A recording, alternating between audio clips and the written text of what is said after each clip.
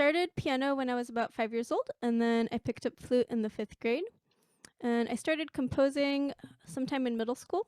And through middle school, high school, I played in, youth orchestras on flute, and I was also playing in jazz ensembles. And for my undergraduate, I studied jazz piano performance at Oberlin Conservatory. And then I did my graduate studies in composition at Mills College. And sort of came back to playing flute more seriously in my 20s, partially through the program at Mills. Well, I was composing, but I was also performing quite a bit in other people's projects. And so now I try to do all three as much as I can.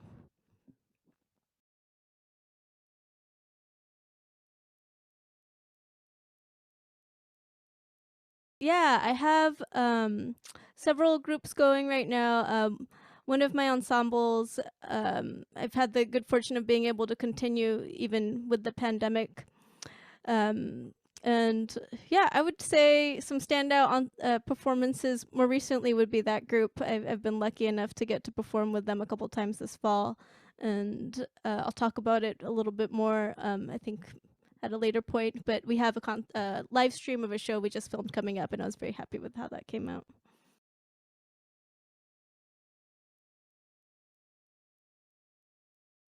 Everything I do informs everything else I do. So, on a pretty basic level, I feel like being a wind player has helped me write. Well, one for wind instruments a lot easier, but also just for like melodic instruments. And playing piano, obviously, I mean, everything, harmony, arranging, just like thinking theoretically. And I feel like piano is just very, very useful for being a composer of any sort. And as a jazz musician, I feel like having an improvisational background has really informed my compositional process at every stage.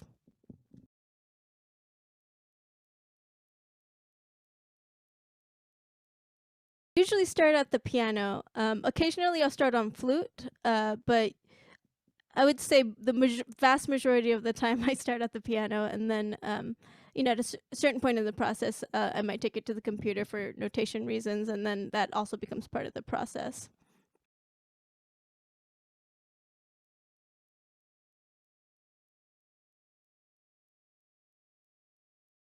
Um, Not really. I guess I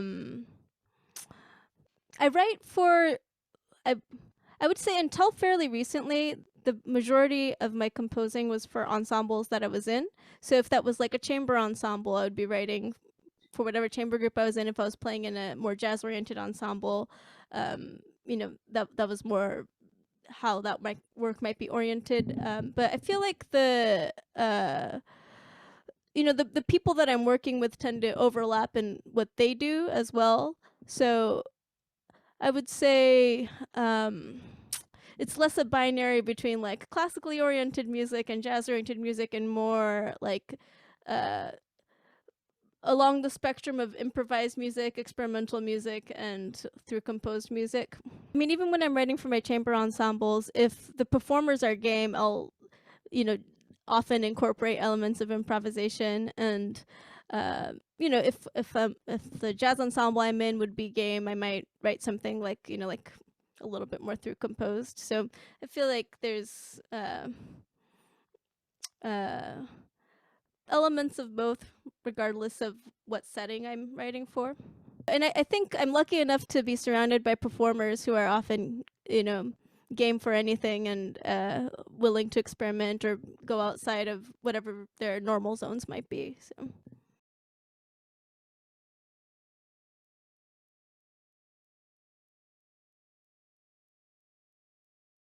So I've had the good fortune of being able to work with a lot of different types of performing artists, dancers, like actors, playwrights, in addition to, all the fabulous musicians I'm surrounded by. And I feel like, the Bay Area has a really rich scene for people working in different cultural practices and kind of exploring how to, I don't know, create new things, drawing on different traditions, and there's a couple choreographers in particular who I feel like really influenced how I think about my own creative process and the kind of things I might want to make.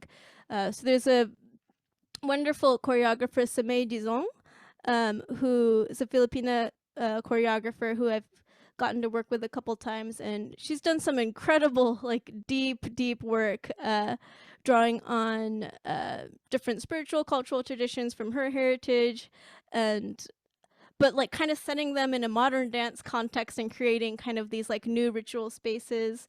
And I don't know, just seeing how she worked was pretty transformative for me, and seeing the effect that like deep intentional practice can have on the people she's performing with, and also the audiences, and kind of like the community spaces that she's building through that work. And then another choreographer I've gotten to work with is Bib Chanel Binben, who is a Congolese choreographer, and he also I mean, in some ways similar to Samay, drawing on some like various spiritual, cultural, different traditions from his own heritage, and then kind of putting them in a more modern dance context, but still very different. Like only similar in that they're like kind of exploring these like some of the similar questions, but you know the way it manifests, you know, they each have their own practice that is deep and involved in their own ways.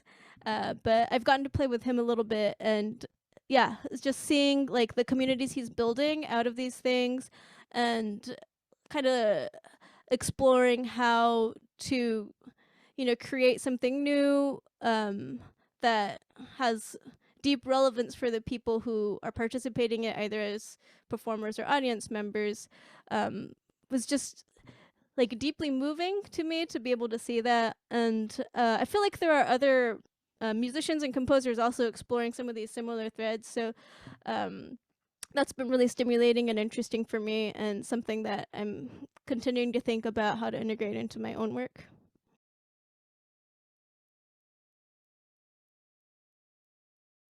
I think I got my start working with dancers, I think when I was doing dance accompaniment work at Mills College, and then shortly after that at Berkeley Ballet Theater. And that was as a pianist. I was doing, you know, piano accompaniment work for their dance classes.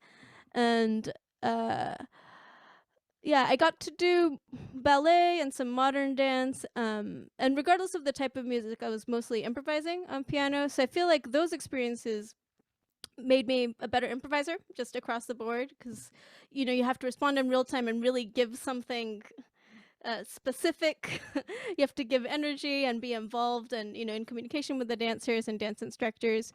So I feel like that definitely affected just how I approach music since then. And now in my performing life, I work quite a bit with dancers, but primarily as a improvising flute player. But I feel like the kind of the mentality I approach it with is coming from a similar place, which is, you know, collaboration and listening and paying attention and tuning into what people doing something completely different from what I'm doing, and what I have, you know, no idea how they do what they do. But it's one of my favorite things to do. I absolutely love working with dancers. Most of the music I've done for dancers has been mostly improvised. I mean, composed in the sense that some of it I might like come up with, you know, some sort of concept or structure that I'm working with depending on what's being asked of me, but generally not through composed music for dancers. I did do like I recorded like a fixed media thing for a Zoom dance performance during the pandemic that I was actually very happy with that collaboration process and what came out of it. So, and I guess that's like the most fixed thing I've done, and that wasn't really like, I wasn't notating any of it, but it was like a fixed composition in that way.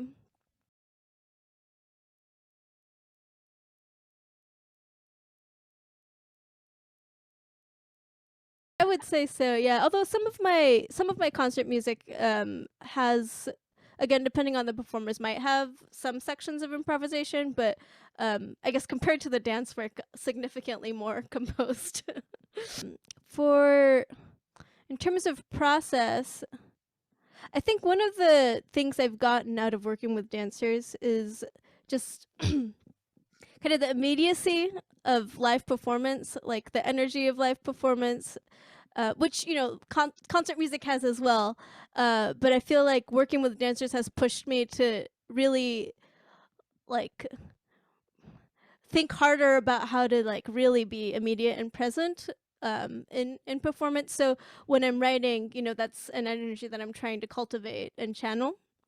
And also just from like the perspective of like movement based music, having certain characteristics that I think are now just part of you know how I think about music. And not to say that everything I write is going to be like like a danceable groove based thing, but maybe even more thinking about gestural energy, I think is something that I think about a lot when I'm composing. So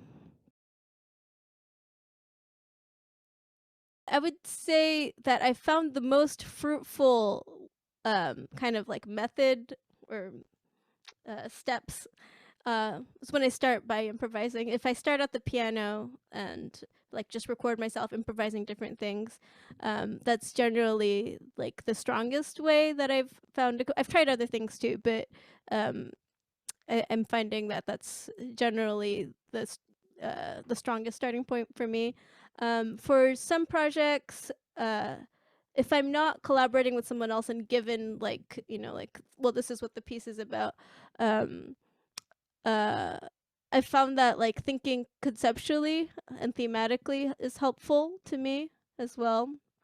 So if I'm writing like a chamber music piece for um, like a group that I'm not in, for example, if I'm not performing in that ensemble, um, sometimes that takes a little bit more mining to think through like, well, where am I going with this? But once I have that seed of an idea, kind of improvising around whatever that concept is, and then recording myself and then going back and listening and seeing if I like it, and then maybe transcribing a snippet and then working from there is I think a useful way to approach things for me personally.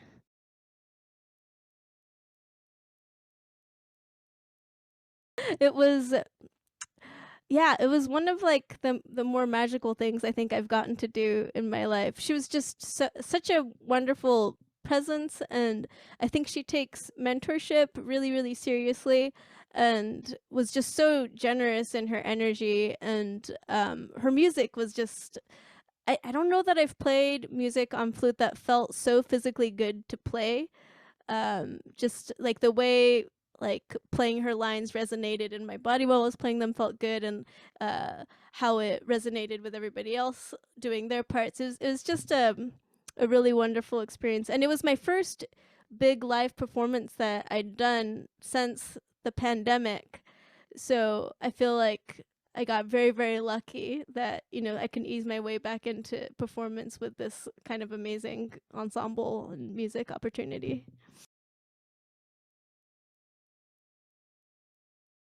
Absolutely. Yeah. And I think that might be ongoing. I have some things scheduled in the spring that I'm a little bit nervous might get postponed or turned into live streams, or like even so my chamber group, the Slide Ensemble that I mentioned earlier, we were originally going to do a live performance in November at the Center for New Music in San Francisco, and then as we got closer to it, we opted for a live stream with Delta variant doing its thing, and I think people still being quite cautious about going out to live shows. So yeah. And actually, my spring is getting quite full because things that had been scheduled, earlier this year got postponed, and now they're all scheduled in the first half of 2022. I'm hopeful that things are going in a good direction. My most immediate one is the one I just mentioned. I have a live stream from Center of New Music's channel on this coming Wednesday, December 15th. My chamber group decided to do a themed concert of new works centered on California ecology. So our program is of California ecology, and each of the 3 ensemble members contributed a new work. And we also got to commission 2 composers, Kian Reve and our dear friend Julie Herndon. So we've got new works by these 5 composers, and I'm excited to share that. We had like a soft premiere, a house concert that we did. That was really lovely, and I feel very grateful we got to do that. And I'm also excited to share it again. And we filmed it properly, so like it'll be a proper performance. And then in the spring, we're doing that program one more time at UC Davis, because one of our members, Jacob Lane, is currently getting his doctorate at UC Davis. And then other projects, one of the things that got postponed is a music show, a play that I was supposed to music direct at Shotgun Players at Ashby Stage in Berkeley. They're doing a reading of a show called My Hate Letter to the Great American Theater by Diana O that I'm very excited by. Some exciting music and potentially maybe some original music might be added to this show. So that's in February. And then I'm currently writing music for a play by the playwright Carol Lashoff, and she's been working on a play of sort of a remix. I think she's calling it a remix, reworking of the 1908 play The Melting Pot by Israel Zangwo. And so we've been collaborating on this for a few years now. So this was one of the things that had gotten postponed too. So I'm really excited for that. It's going to be a reading, like a concert reading. So it's not really a musical. It's a play with, and it's not quite incidental music either. So it's like a play with some music integrated into it. And we're supposed to, fingers crossed, have our reading for that in April. And then, after a pretty long COVID hiatus, I'm kind of coming back into my jazz piano life as well. And I have a new trio that I'm forming with a drummer and a bass player that I'm pretty excited by. And we have a show in March scheduled and a second show hopefully sometime later, maybe in May.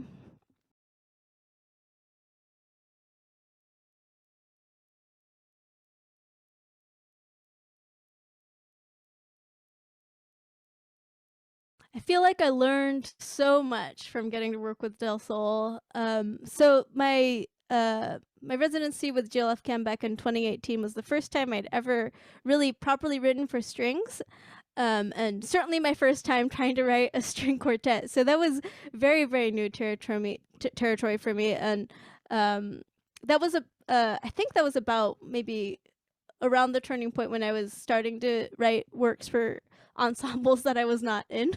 So that alone was like a pretty big like adjustment for me. And then just physically writing for strings was such unfamiliar territory. So I feel like Del Sol was very patient with me. There was a lot that I was trying to figure out, just like, well, what physically is possible? What can you do? Like, what do these instruments sound like together? So we had like a reading session before the final deadlines, and then throughout the process they gave me feedback that was just so generous and kind and also very helpful. So I felt significantly more confident about string writing by the end of that piece. And then they actually commissioned me to write a second piece for them in 2020 for their Joy project. And this was an initiative that they started up pretty much right after the pandemic hit, like pretty early on, before a lot of other people were like, full steam ahead doing new things. And they did it. What they did was they commissioned a bunch of short new string quartets from a huge array of composers so that they could perform these concerts outdoors. Very difficult time, so they decided to call it the Joy Project and commission new work centered on joy.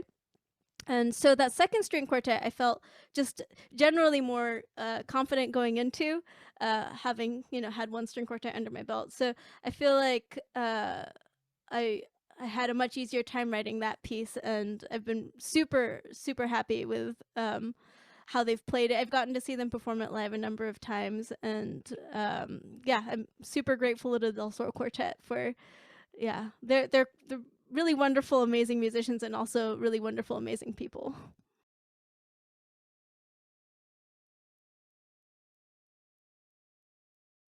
I think so, yeah. I mean, my parents both immigrated from Japan, so I feel like culturally I grew up in a fairly Japanese household, and I feel like that that's just who I am and intractable from who I am as a person.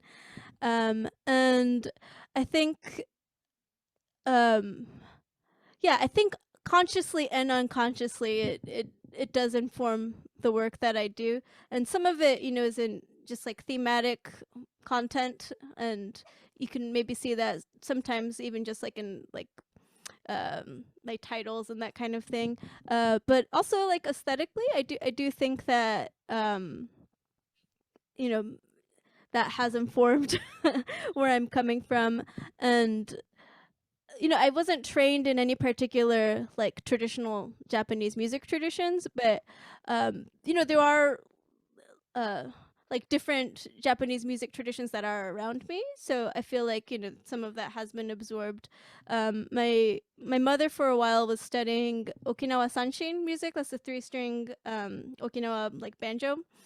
And I love that music. And there was a period of time when I was hearing quite a bit of it because my mom was doing it, and she was playing with local people. And it was a fabulous local sanshin player who was leading these groups. And uh, I was so fascinated with that specific tradition. So I feel like for sanshin music, I've like definitely deliberately pulled uh, like not just musical content, but just like ideas about musical form and ways of like organizing music and ideas that I've tried to incorporate into some of my music. And then I also used to play briefly. I played like the traditional Japanese bamboo flute, the fue, with a local taiko group. Wow. And and it was like mostly older retired women who were just like super buff and really fit, going with these huge taiko drums. And think I got a lot out of just seeing different ways of conceptualizing music and how they communicate and organize musical ideas. Is its own language and tradition that's different from kind of the more traditional Western music traditions that I went to school for. So I feel like both of those things, just being in those spaces, I like absorbed some things and tried to approach my music uh from those angles too. It was like, oh well, like if we're not coming at it from necessarily like notated music, how do people like learn these really complex long things by ear? And it's like, oh, that's how they do it. So yeah, I think those things have continued to influence how I think about music. And yeah.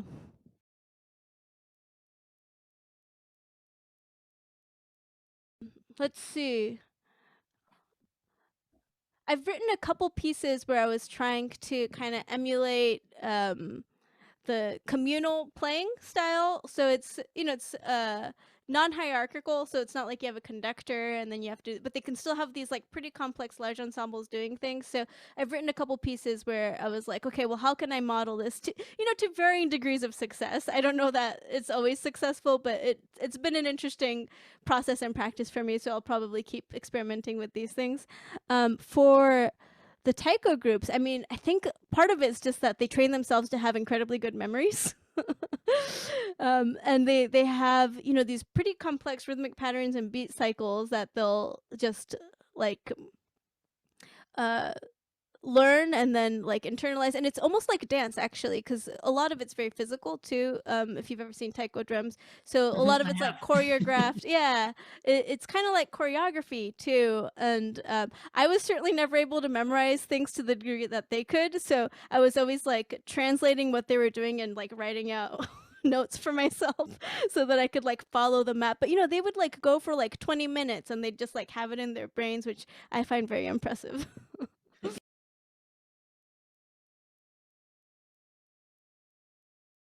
Yeah, or like just ways of approaching I guess like musical form and like tonality even. So with the 3-string banjo, like you're not necessarily playing chords, right? So you just have these 3 pitches that you're working off of, and then it's usually like a counterpoint line against whatever you're singing. Yeah, like even just that as a musical like structure starting point was interesting for me. So yeah, I would say like even when I'm writing like string quartet music, I'll like some of that tonality is in my ear and in my brain while I'm trying to explore different ideas, not necessarily to try to like emulate it, but just as like one way of approaching sound and music.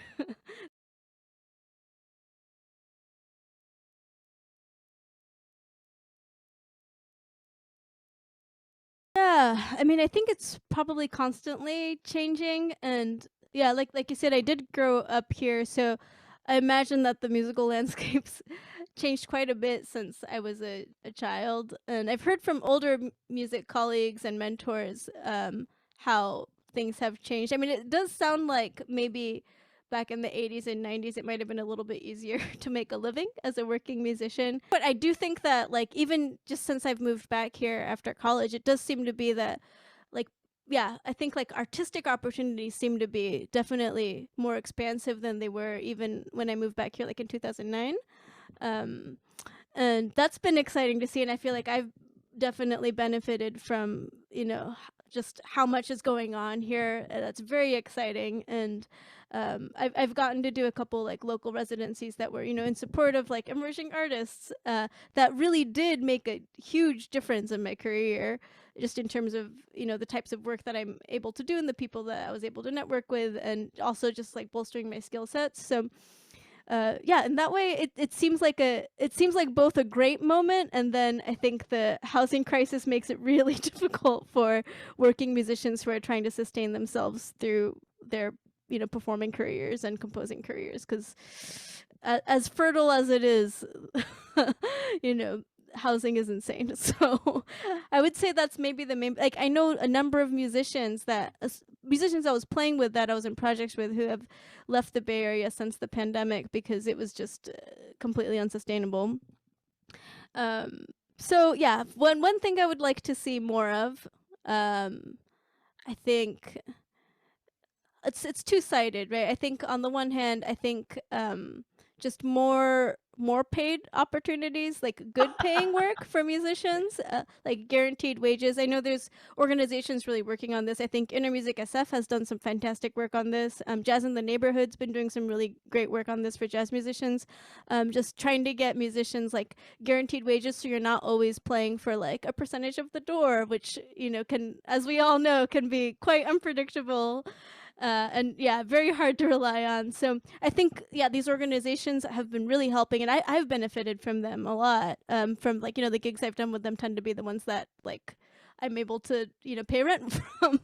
And then on the other side of that, I think we need perhaps a larger transformation outside of just the music scene in Bay Area and perhaps in California, addressing our housing crisis to make it a little bit easier and affordable for people who are working to be able to live and survive.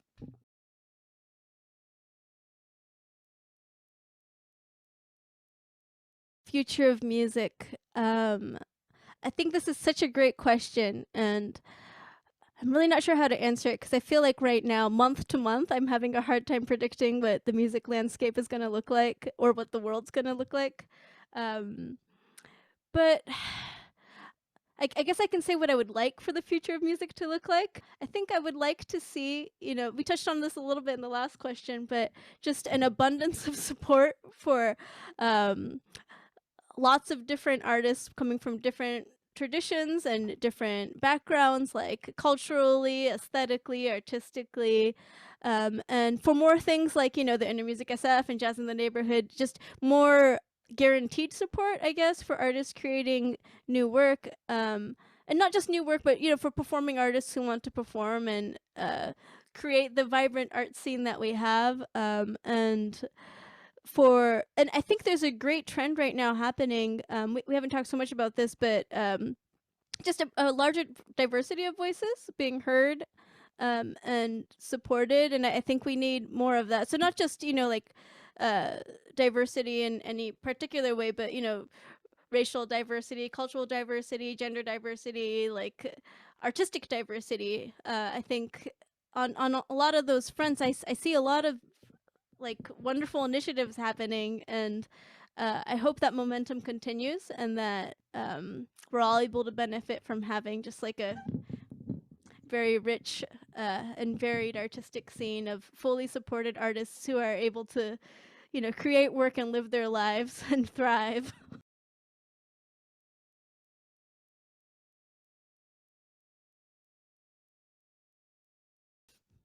Yeah, I guess the advice I wish I'd gotten as a young woman composer, that I would like to impart on as many younger women as I can, is to, yeah, just find the people that will support you. Like if you're a composer, just find the performers that will be excited about the things you want to try, and support you in that. Find the mentors that will go to bat for you, because that makes such a huge difference. And to not try to contort yourself to fit what you think other people want you to be, whether that's your mentors or institutions that you're at. And there's strength in numbers. So if you find the people who will support you and that you can form communities and coalitions with, you'll be stronger for it, and you'll be able to make more and interesting work that's longer lasting. So yeah, I think that's part of my advice. And to, yeah, if a space or people are not serving you and they don't see you for how you want to be seen, like, leave it.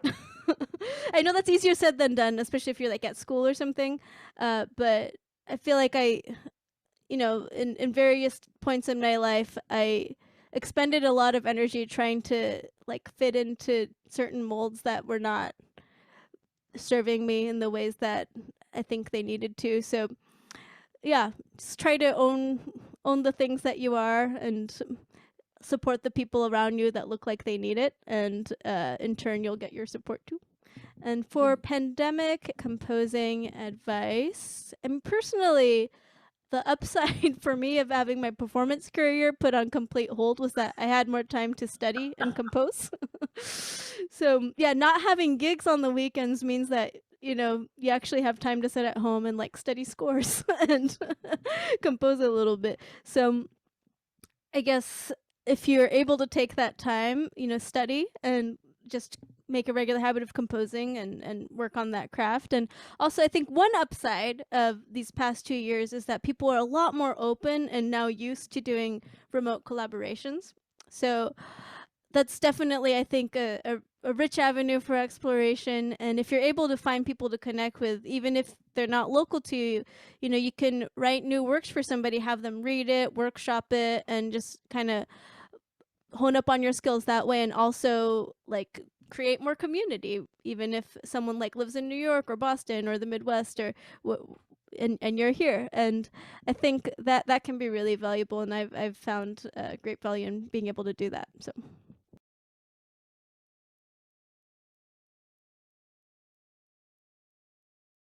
it's an ongoing process, to be honest, but um I think find yeah, the times that I can think of where I was really struggling and then kind of found my way out of it was finding the people that would like listen to me and support me and like make me feel seen and heard, and kind of trying to minimize my investment in the spaces that were not doing that, and like the mentors that were not doing that for me.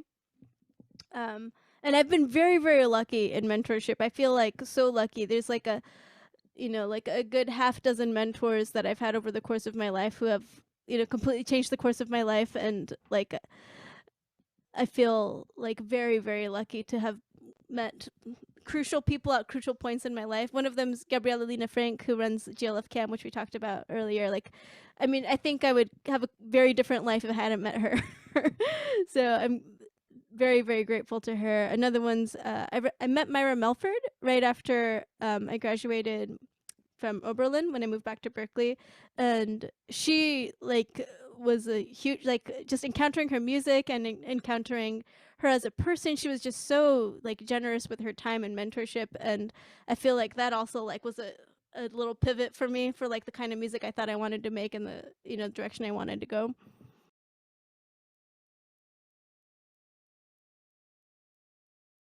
Absolutely, absolutely. Yeah, I think it's made a huge, and I think it's made maybe a difference in how like they approach mentoring too because like they knew what the landscape was like, and Gabriela often talks about how she's trying to be the mentor that she wishes that she'd had when she was younger. And yeah, she's very thoughtful and conscientious of that, and I think that makes a huge difference, and the kind of relationship that I'm able to have with her, and it's something that I really want to work on. So as I hopefully progress in my career, I'm able to be that person for younger people coming after me. And in my private lessons, I try really hard to like always like hear where my students are coming from, because I feel like that was a struggle in some spaces I was in.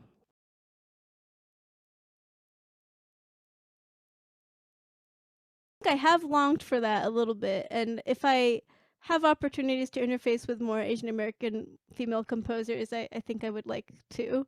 And actually, I recently got to meet and know Jen Shu, who she's so wonderful. She's a multidisciplinary artist, doing really.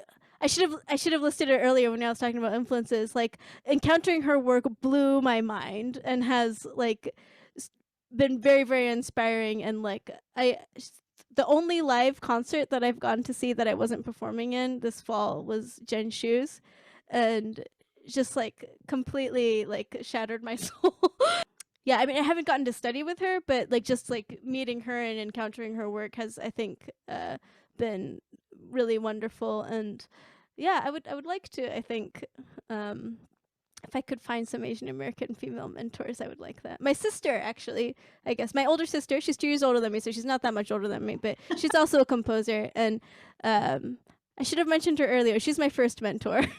Just seeing her do what she does ahead of me, I think, did make it feel possible for me to do the things that I do. So in that way, I guess I had at least one model of someone who literally looks like me. I would say that my first major musical influence was Peter Apfelbaum, who's originally from the Bay Area and is now a New York-based artist, composer, saxophone player, multi-instrumentalist. I met him when I was 12, and he was one of my first like serious music mentors. And I remember going to see a live show of his at a very impressionable preteen age, and just being like so blown away with the music that his ensemble is doing, and getting so excited, and for the first time like thinking like, oh, like I might want to do this with my life. Like, that feeling was great. This live music thing is amazing. And he's continued to be an influence on me. Like, I try to listen to everything he puts out, and I've had the good fortune of getting to perform with him as an adult. He has a band that's based in New York, but sometimes comes out here and plays. And he's let me like sit in on some of his gigs with his band. And yeah, so in that way, I think he continues to influence me. And other musical influences, Myra, definitely. Like, some of like she's coming from a more experimental tradition, which like actually Peter is too. They have some overlap in their mentorship, but when I met Myra, I hadn't done too much of like the experimental improvised side of jazz, and she just opened up my world to that whole world. And she's part of the reason why I ended up going to Mills, because I was like, oh, well, like I like what Myra's doing, and like I guess some people are doing and experimenting with that, in this scene over here, and maybe I can expand what I'm doing that way. So yeah, Myra's definitely musical influence. And I guess like in terms of like conceptually, artistically, the work of Fred Ho has had a big influence on me. And the work of all the other artists at Asian Improv Arts, like John Jang and Francis Wong. Yeah, I didn't know about them growing up, even though I grew up in the Bay Area. So I met Francis sometime in my 20s, and became more familiar with his body of work, and John Jang's body of work, and Fred Ho's body of work, and listened to their records and read a lot of Fred Ho's writings in particular, that I think had a pretty big influence on like my thoughts on, oh, like what am I doing here, and like why am I doing this, and why do I want to do this. So yeah, those are some that I think continue to inform me. Bartok. Bartok string quartets when I was working on mine. And who are other composers? Charles